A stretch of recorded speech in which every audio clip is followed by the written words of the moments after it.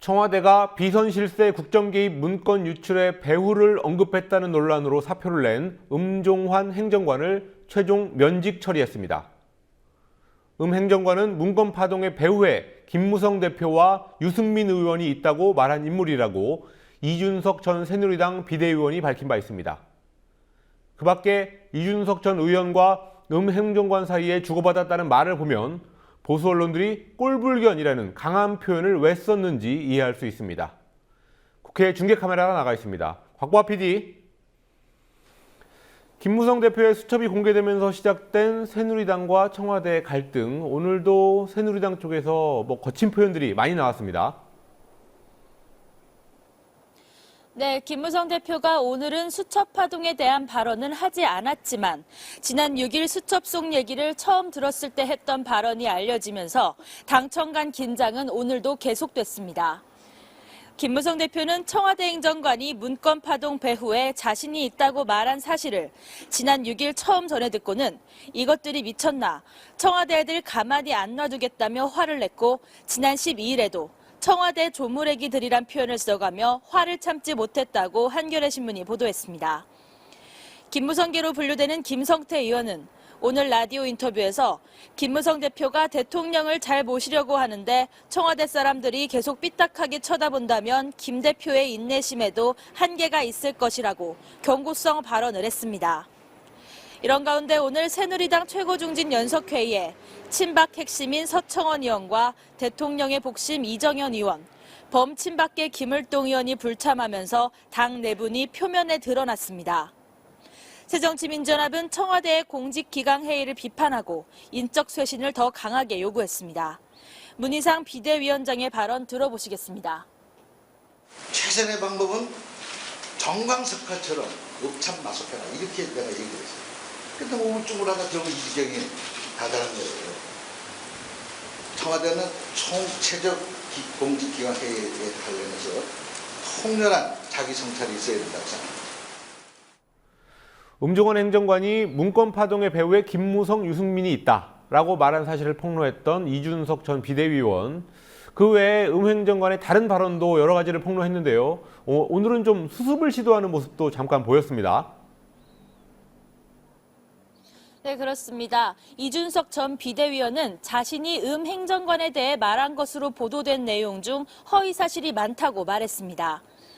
이 전 비대위원은 오늘 페이스북과 라디오 인터뷰를 통해 행정관이 여성 이름이나 회사 이야기를 한 적이 없다고 부인하며 자신에게 보낸 문자 메시지들도 협박으로 받아들이지 않았다고 해명했습니다.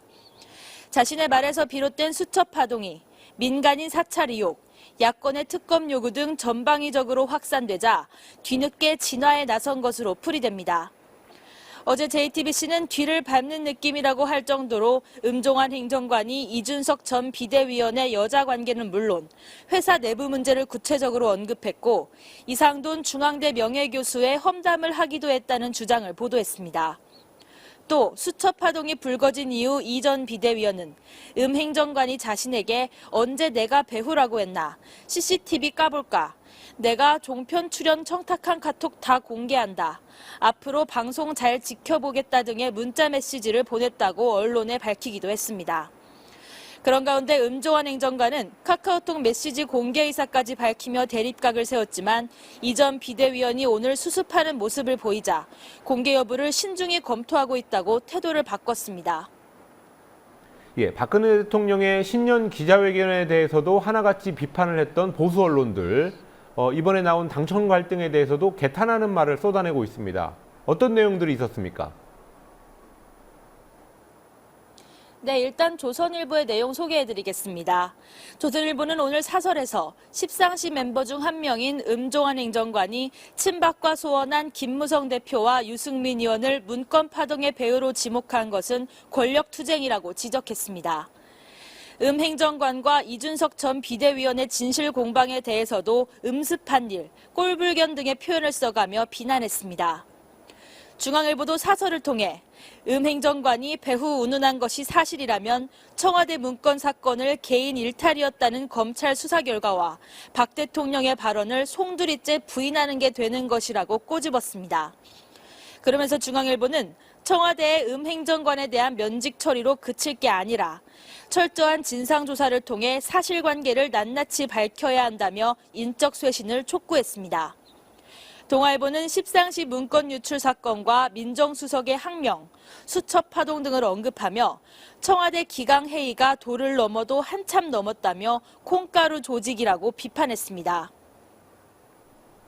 예, 국회에서는 오늘 여야 대표와 원내대표가 다 같이 만나는 2+2 회동이 있었습니다. 개헌 특위 구성에는 의견차를 좁히지 못했군요. 그렇습니다. 민주연합은 개헌특위를 조속히 구성해야 한다고 강력히 요구했지만 새누리당이 경제 사정을 우선 감안해야 한다고 맞서서 결국 논의를 추후로 미루기로 합의했습니다.